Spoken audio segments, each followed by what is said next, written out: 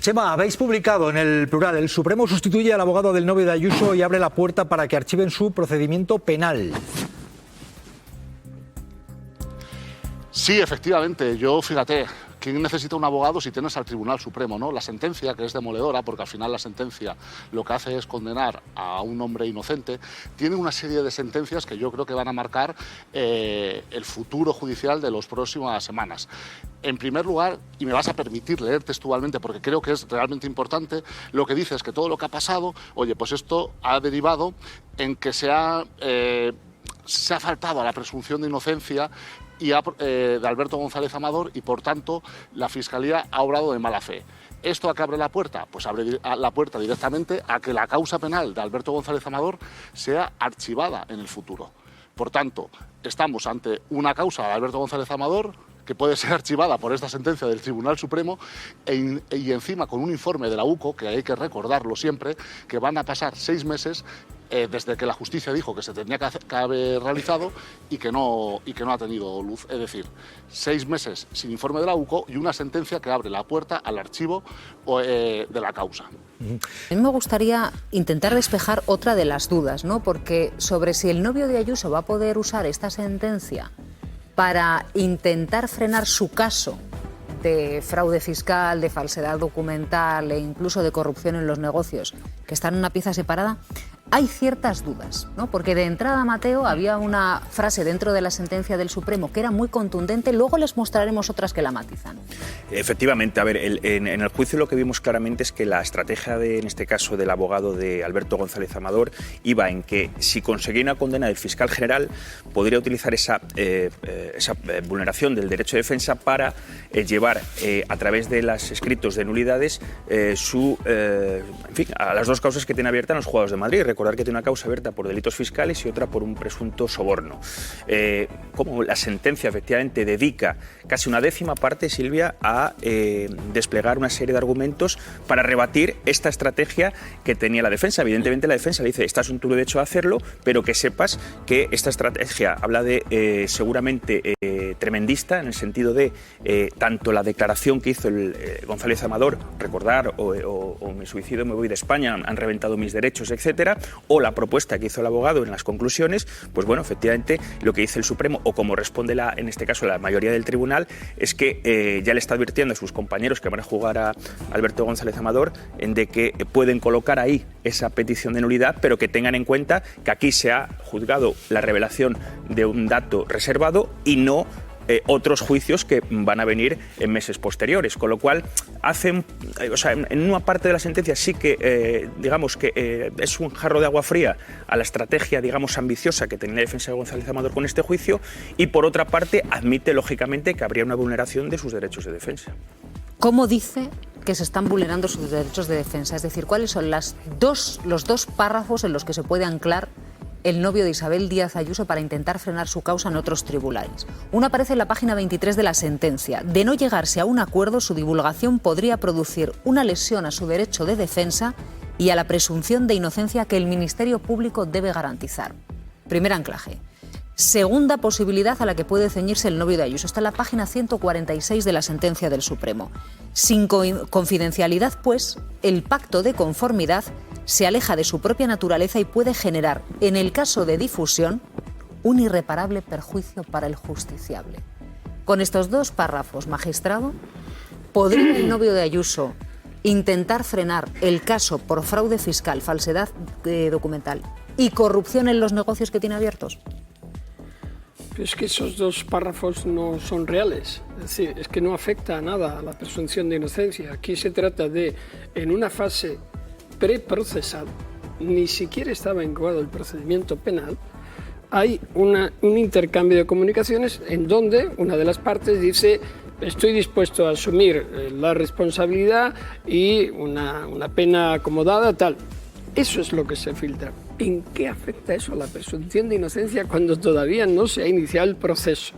En un proceso en el que se tendrán que ver las pruebas, contrapruebas, indicios, contraindicios y el control del juez instructor y después de un tribunal, es que no tiene relación de causa-efecto. Son ámbitos totalmente distintos. La interpretación que hace el tribunal no es coherente.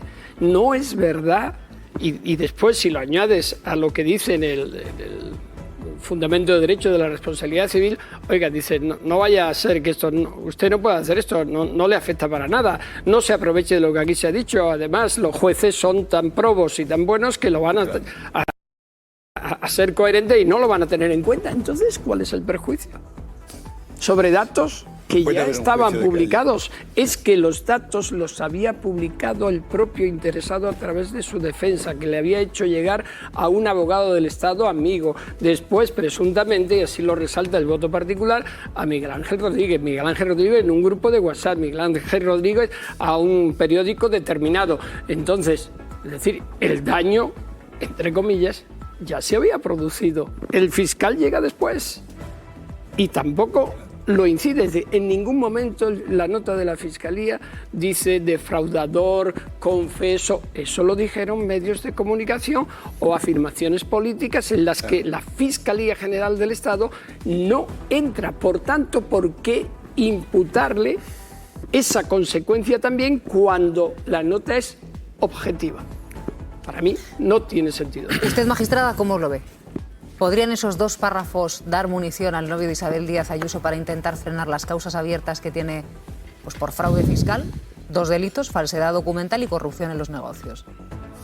Yo también considero que no. Tenemos algún antecedente, de hecho, perdón por la autocita, pero en mi propio caso de corrupción por parte del magistrado, exmagistrado, afortunadamente, señor Alba, y el exministro del Partido Popular en cuyo favor actuó, José Manuel Soria, se anuló una gran parte de la instrucción, que fue la que hizo este ex juez Alba, porque delinquió mientras estaba instruyendo. No tienen nada que ver, o sea, si tienen esta expectativa, creo que es absolutamente irreal, aunque evidentemente es lo que pretendía esta acusación particular, y probablemente toda la inducción de esta causa a partir de bulos que se desmintieron, etcétera. Es absurdo pretender que cuando no ha delinquido en absoluto el juez instructor o el Ministerio Fiscal que está negociando con la defensa una posible pena de conformidad, que él mismo dijo que quería algo rápido y discreto, lo ha dicho él mismo, con lo cual revelación de secretos, cuando tú cedes ese secreto a la opinión pública, pues poca, pero no es lo mismo que se pueda delinquir ahí que, en teoría, publicando posteriormente una nota informativa aclaratoria, porque esto no tiene ninguna incidencia en el proceso. Es verdad que no es tan contundente en unos párrafos como en otros el Tribunal Supremo, es verdad que utiliza expresiones, creo que deliberadamente ambiguas, o al menos así resultan, de una ambigüedad que puede dar lugar a alguna duda, pero si no se ha cometido ningún delito ni en la instrucción ni se ha hecho ningún pronunciamiento que pueda afectar a la imparcialidad del órgano de enjuiciamiento, la propia sentencia mayoritaria también apela a la profesionalidad y a la responsabilidad del órgano de enjuiciamiento posterior de estos presuntos delitos contra la hacienda pública y de falsedad documental, de los que, insisto, el voto particular explica que el periódico El Mundo, antes que el fiscal general del Estado, dio muchos más datos, ya que publicó incluso la pena que podría haber sido pactada entre la defensa y el Ministerio Fiscal. Y estos datos sí claramente contaron con el consentimiento del propio futuro acusado, Alberto González Amador, y de quien actuaba, parece que en la sombra, como su jefe de prensa, pese a ser un cargo público, que era Miguel Ángel Rodríguez, que puso en contacto a Alberto González Amador con El Mundo. Así que yo creo que no hay ninguna posibilidad de, además de todo este beneficio que se ha pretendido, obtener una posible nulidad de su propia causa. Yo me pregunto por qué el Supremo lo pondría en la sentencia. Lo veremos próximamente. Gracias, magistrada. Buen día. Juan Félix Martín González, presidente de la Unión Progresista Fiscales. Vamos a ir directo. Puede matizar lo que quiera, solo le pido la mayor brevedad, si puede rápido, ser. Xavier, se lo prometo. ¿Qué valoración en conjunto hacen de la sentencia? Mire, partiendo de que para nosotros es esencial el respeto a las instituciones constitucionales, partiendo de que nosotros entendemos la función del Tribunal Supremo como culminación de la jurisdicción en todos los órdenes y eso lo acatamos, lo respetamos. Partimos también, se lo digo para aclarar cosas que se han escuchado estas semanas, que una crítica a una resolución judicial es fortalecer las instituciones. La verdadera deslealtad a la democracia no es discrepar, la verdadera deslealtad es callar cuando existen dudas jurídicas legítimas sobre una resolución judicial, ¿vale? Y entrando en ello, miren, ¿saben una cosa que les estaba escuchando con mucho respeto? Esto no va, y entiendo el razonamiento que ustedes hacían, de que yo tengo una sensibilidad y por tanto me apoyo en los argumentos de la sentencia o del voto particular en función de una sensibilidad u otra. Creemos que ese no es el análisis correcto. El análisis es si estamos cómodos con los estándares de presunción de inocencia que se han establecido en la sentencia, porque la sentencia es de condena. Y si esos estándares se han rebajado o no se han rebajado conforme a la jurisprudencia del propio Tribunal Supremo y la doctrina del Tribunal Constitucional. ¿Usted cree que se han rebajado? ¿Usted cree que se han rebajado? Contundentemente sí, se han rebajado. ¿En qué se han rebajado? En los 3 principios básicos, señor Fortes, del principio de presunción de inocencia, de que la carga de la prueba recae en quien acusa, en que la culpabilidad debe quedar acreditada con certeza y no con probabilidad, y que toda duda razonable debe resolverse en favor del acusado y no en su contra. Y esto no lo decimos nosotros, que lo hemos sostenido en todo momento, lo dicen ni más ni menos que 2 magistradas del Supremo, es decir, que la duda nace del corazón de la institución que ha condenado. Y esto hay que decirlo, porque esto es muy llamativo. Miren, si me permite, pongo varios ejemplos. Por ejemplo, el ejemplo primero que es muy llamativo, el ejemplo es que nos dice la sentencia del Tribunal Supremo que acoge la culpabilidad del fiscal general porque la ve la hipótesis más plausible y descarta las otras hipótesis. ¿Pero por qué las descarta? ¿En qué pruebas se pasa para descartarlas? Porque el voto particular nos dice que son igualmente verosímiles. Segundo, no identifica con certeza al autor y el Tribunal Supremo, en algo que no hemos visto nunca, formula un concepto diluido de autoría donde entra el entorno y sustituye la certeza por la probabilidad. ¿Eso es respetar la carga de la prueba? ¿Qué tiene que saber la ciudadanía, Xavier? Que para nosotros lo que está diciendo el Tribunal Supremo equivocadamente es, como no hay otra explicación que convenza más, se le condena, lo cual equivale a decir que si usted no demuestra otra versión mejor, entonces es culpable. Y esto es desvirtuar la presunción de inocencia convirtiéndola en una presunción de culpabilidad por descarte. ¿Y qué gravedad, qué gravedad tendría esto para usted? Usted está hablando claramente de que hoy se ha sentado un precedente en el alto tribunal, nada más nada menos, que rebaja los umbrales de presunción de inocencia que son básicos, porque como todo el mundo sabe, principio general del derecho, yo si soy acusado no tengo que demostrar mi inocencia, otros tienen que demostrar su culpabilidad. ¿Esto no se ha seguido así en el alto tribunal? No se ha seguido así. Se ha realizado una interpretación que devalúa los estándares correctos. Y fíjese, hay 2 ejemplos, yo creo, o 3 ejemplos que son muy importantes. La nota de prensa. Hemos visto otra cosa, cómo se ha ido cambiando el objeto del proceso entre la nota de prensa y la filtración, lo cual también nos merece una reflexión del derecho de defensa, de qué se ha defendido el fiscal general en el procedimiento, pero nos encontramos, ustedes imagínense, sobre una misma cosa que es la nota de prensa, tenemos a la sentencia que nos dice que es delictiva porque el fiscal, aunque viniera de un bulo, tenía la obligación de tener una diligencia debida, de conservar los datos. ¿Y qué nos dice el voto particular? Que la obligación de la nota de prensa era una obligación legal hacerla. Sobre una misma cosa nos encontramos que en el núcleo supremo de la jurisdicción, el Tribunal Supremo, unos dicen que es un delito y otros dicen que no, que lo que hizo el fiscal general era una obligación legal, que eso es lo que dice. ¿Ustedes creen que con esta dicotomía se puede condenar? ¿No se hubiera debido exigir un debate mayor en el propio Tribunal Supremo para generar este estrés institucional de decir 2 cosas? Una la convierte en delito y otra lo convierte en una obligación legal. Otra cuestión, por acotarlo, en 2 o 3 cuestiones. Es que lo que me está diciendo me parece muy interesante, pero también me alarma. Es decir, ¿esta decisión del Tribunal Supremo puede rebajar los umbrales o va a haber un debate? ¿Puede haber alguna instancia superior que corrija y vuelva, en su opinión, a nivelar que uno tiene que demostrar, que alguien tiene que demostrar la culpabilidad de alguien y no alguien demostrar su propia inocencia? Es decir, que esto puede provocar un debate sobre los umbrales del respeto a lo básico en la justicia, que es la presunción de inocencia. Esto debe, y esto es bueno que así sea, ¿eh?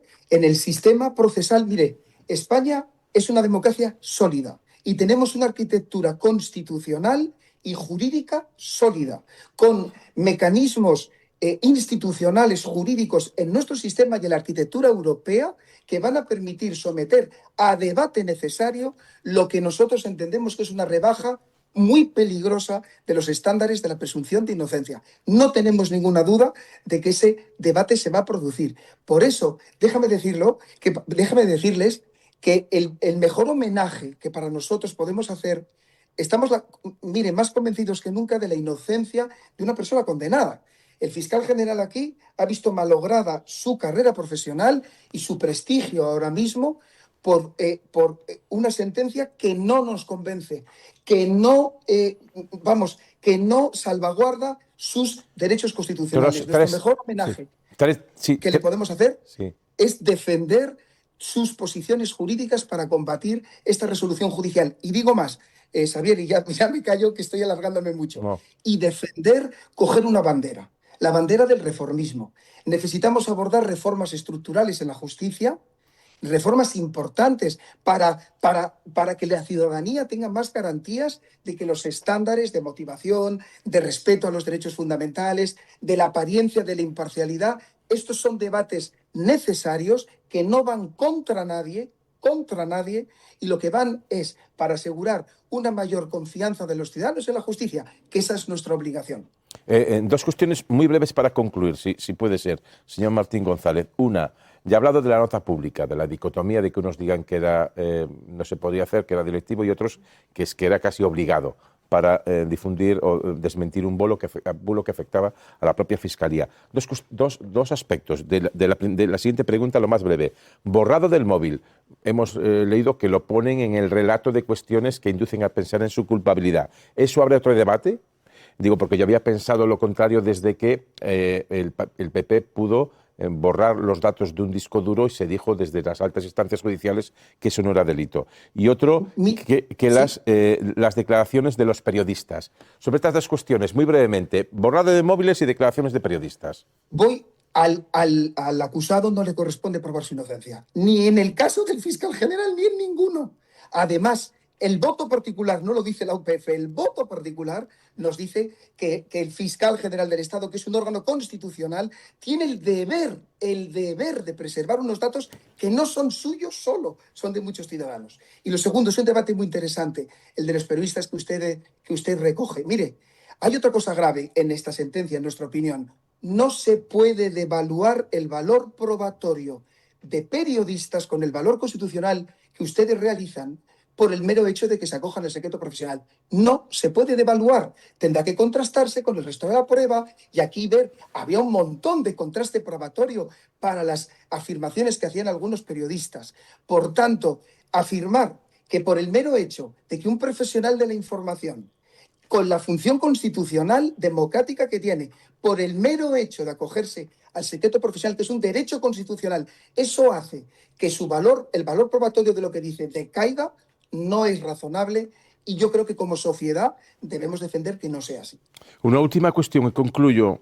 Esto va a ir a recurso ante el propio Supremo, lo normal es que decaiga o que no se admita, luego al Constitucional y también a instancias. Ustedes creo que incluso hablan de la ONU, veremos si el propio afectado recurrirá también a alguna instancia como el TJUE o el propio Tribunal de Derechos de Estrasburgo, de Derechos Humanos. ¿Qué recorrido de apelaciones cree que tiene usted, por ejemplo, en la ONU, que es donde ustedes van a apelar, creo, o tengo entendido?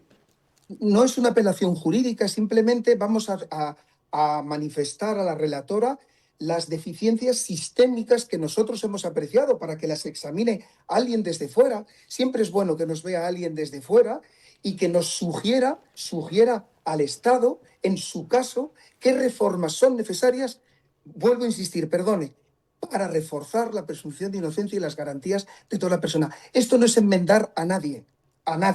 Esto es a construir entre todos un Estado de Derecho mejor. Pues aquí lo dejamos. Quiero dejar constancia que hemos invitado también a la presidenta de la Asociación de Fiscales, Cristina de Seus, una asociación mayoritaria de carácter conservador y que no ha querido participar en este programa. Es decir, buscamos, como siempre, como están viendo en esta mesa y también en las participaciones desde casa, de dos formas distintas de ver un mismo problema que se está manifestando de una forma evidente. Félix Martín González, presidente de la Unión Progresista de Fiscales, muchísimas gracias por atendernos.